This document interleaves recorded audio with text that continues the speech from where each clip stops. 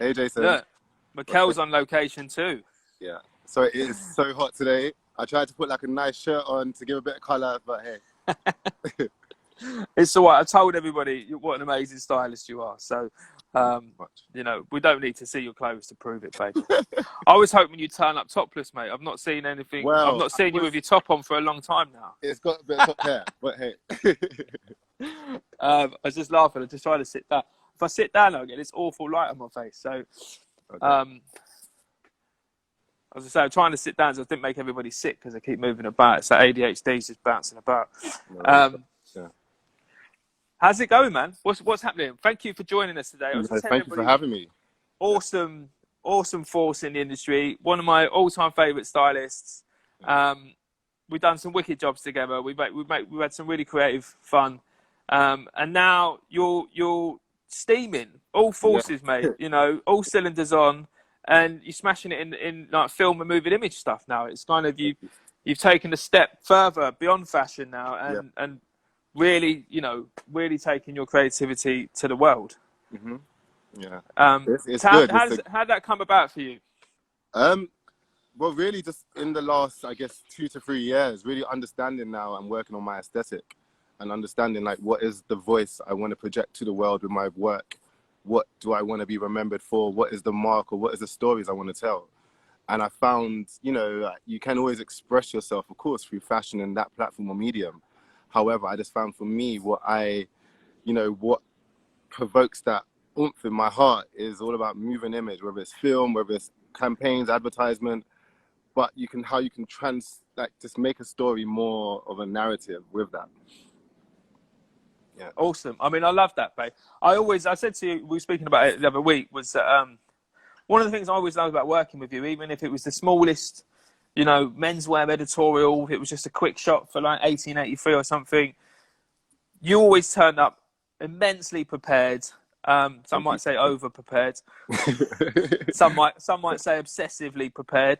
But you were always there, willing and wanting, and a strong desire for that, to tell the story for your clothes. And so even if we only had to do 4 looks, you turn up with 4 suitcases so that we can really, you know, the creativity can really be explored through that journey of pictures. But then, so now you're specialising in moving image.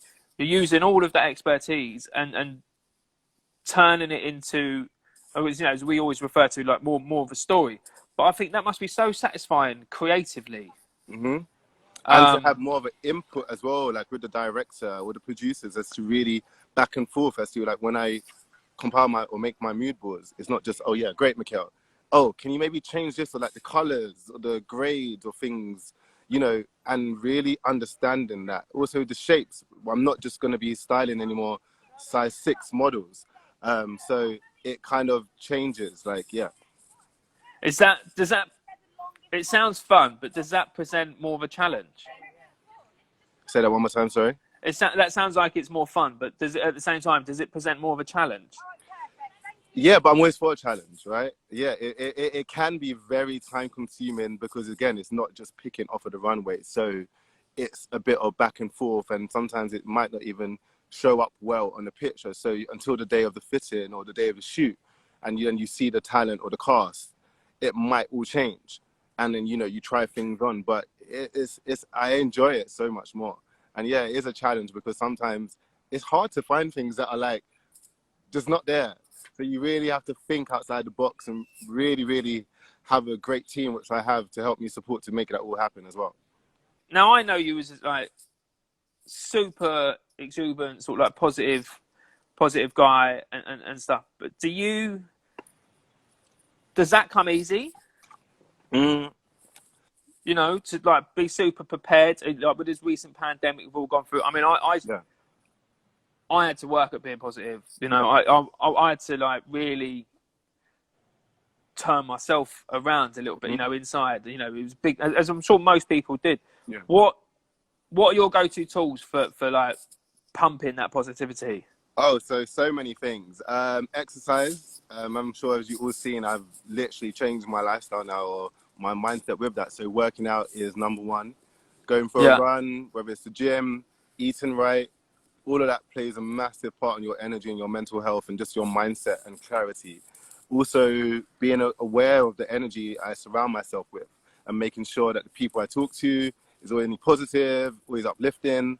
I really try and be very aware now of locking off from anything negative towards me, because it feeds on me. Yeah. Also, I have therapy, so speaking to a counselor I think is very important, and I'm sure, you know, many people do have a therapist or some way, shape or form of counselling, but just be able to talk to people to offload instead of always holding it in is a massive, massive, massive catalyst for me in order for me to be in such a positive place.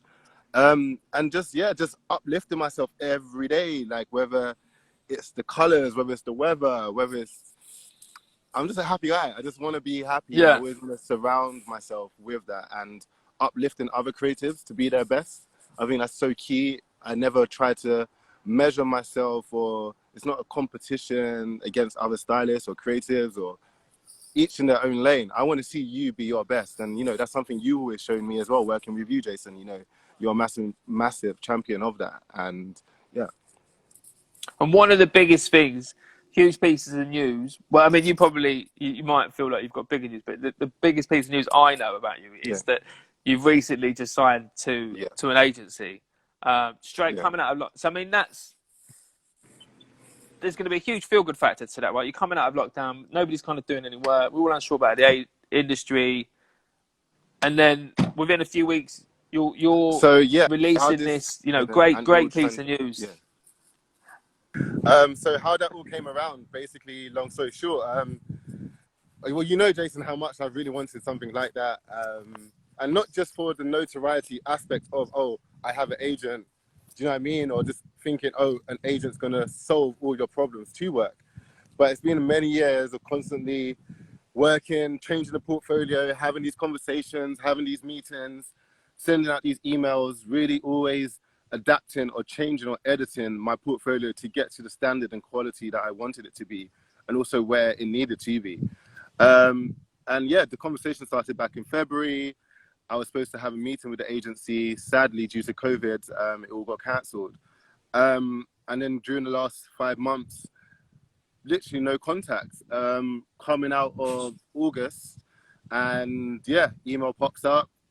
We have the meeting, and the rest is history.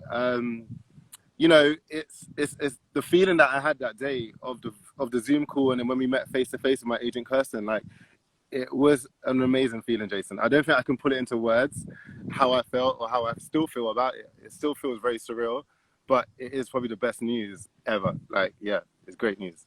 We spend a lot of time by ourselves, you know, from the creative process to sourcing your kit, to doing your research, to just getting in the car to go to the shoot, or even being on set. Sometimes you can't talk, you just got to do the job or whatever you're doing. Or there's a lot of, even though our industry seems on the outside, it can be very social and a lot of people, it can also be there's a lot of solidarity in that by yourself. So understanding how to make sure that when you are by yourself as well, self-care and self-love is very important as a creative. It's one of the most difficult things I always struggled with, though, was because, you know, I don't know, you just assume people that work in the office are all like high-fiving each other, going, well done, yeah, great job. And like, actually, even when we've done a great job, there's no one to really sort of like bounce that off with. Do you know what I mean? It's something you've always got to appraise yourself. Yeah. And I always struggled to learn to do that. I mean, I'm 2 years off 40 now, and I'm only just learning it. So, you know, any creatives out there, I mean, coming through and going up, it's always so important to stay connected to other people and to bounce your ideas off as well, because otherwise you can get, you know, stuck in that self-doubt. Of course, yes. It's always about progression, right? And how you can ever keep developing. We got a friend here.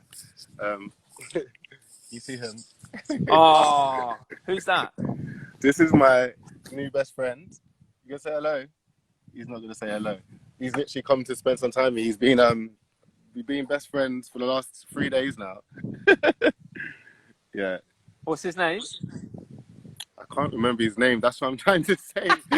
Sorry, put you on the spot. I don't know there. why my mind has literally gone blank. Jackson. Come Jackson. Jackson. My mind went blank cool for a name. second there. Yeah, Jackson. So Jackson's our dog, and he's literally like, adopted me. I've adopted Jackson. How do you juggle that? side? Because I mean, as the hairdresser on set or jobs, I'm only ever like just turning up with my hair kit and then I can go home again and stuff. But as a stylist, I mean, any upcoming stylist knows, you know, there's like 4, 5, 2 weeks, anything up to 2 weeks beforehand where you're literally prepping, sourcing clothes, all that. How are you juggling multiple jobs now? Good question. So many WhatsApp groups. So the main, all 7 of us are on the same one, a team group. And then out of that, whenever more work or a different job comes in, depending on their strengths or what I feel or who is right for that job, I will then take them out of that group and put them into a separate group. How that then works with the team is obviously I call them, we speak about it, send them the treatment, go through what is needed, what I need from them also on that. And then that's how it literally works with me and the team. And they support on the process. Also trust, because there's been multiple days now, thank God, touch wood, that I've had to do 2 shoots on the same day, which means, well, Mekel can't be 2 places on one day. So it means Connie or Jadzia has to fill in for me. And then for me, knowing that shit, I've just left one of my team on a shoot, not with me there, knowing that it all falls on me if shit goes wrong. So I trust in them and they deliver every time and they're more than professional to deliver those jobs. But it took me a very long time to get to that point because, yeah, trust is so important for me, Jason. As you know, I find it very hard to trust. Yeah. And really and truly, no one's going to do it like you, right? None of my assistants, and I'm making it clear, are never going to put in the same 100% and 10% that I put in. No one's going to pick up 3 suitcases like I used to pick up 3 suitcases when I used to go around prepping from 9 a.m. till 9 p.m. No one's going to sit up till 4 a.m. like me doing my mood boards and emails to make sure that I'm prepared for the day ahead. So with that, I need to make sure that the team that I have are, you know, of a certain standard to follow that on and, you know, manage it. And they do. And that's how it works now. And they are literally a godsend. And then we go back to my house, we have an edit, we go through the stuff, we make sure that everyone is on the same page, we understand the looks, we understand the process. And yeah, that's a great job. And then we split up the returns between us. And, you know, everybody has something to take from it.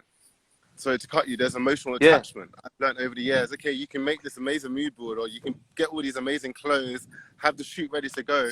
It can get cancelled the night before. Or on the day, something can go wrong and they might not want that dress that you picked. They want to go with something else. And you have to learn to be like, this is bigger than me. Do you know what I mean? Sometimes.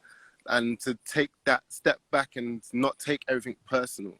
And sometimes think of the bigger picture that it's work. There's a purpose to this. You know, there's many pieces to the puzzle. It's not just you, the hairstylist or the creative director. It's not just me, the stylist or costume. There's makeup. There's, you know, it all encompasses each other. Yeah. We didn't even mention. So anybody who's looking, who is your agency now? So my agency is Kirsten Baith. She's at Undercrank Agency. So they're an amazing agency who have a massive roster and reputation for directors and DOPs. They also have a wardrobe costume department as well, which I'm now the latest member of. But yeah, the one thing why I really felt this was also a great move for me, you know, I don't just want to sign to any agency, right? But with Kirsten, meeting her face to face, she's like what I need. Like she gets me, I get her. And who knows, it is only the beginning of this journey. But right now, what I feel and right now from the conversations and where the direction of the plan is, yeah, it's going in the right way. And it's nice also now to take not a step back, but to have someone else also manage that for you. Yeah. So I don't no longer need to talk about the work. I literally just, hey, turn up and do the job. And everything else is already sorted and agreed before. So there's no grey areas and there's no that pressure of me trying to be business mind and creative mind at the same time. Which is a great feeling. And it makes such a difference.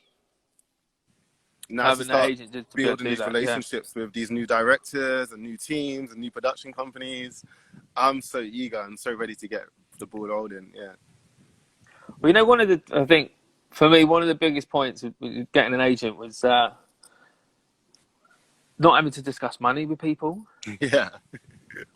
You know, and I don't know whether it's a British thing. I don't know. I just did a meditation earlier, and it was about I think it's a sacral chakra, and it's about willpower and things like this. And it was saying if that's not formed properly you'll have issues about being guilty for saying no, Yeah. things like that. And I think I've had this massive issue like my whole life really, and it was really hard as a freelancer about money, saying no to jobs, discussing money. Oh, should I, got to give more? Should I don't know? Should I do it for less? And like, if you get an agent, when you've got an agent and they can take care of that stuff for you, and they can go a bit more pitbull and push the money a bit higher,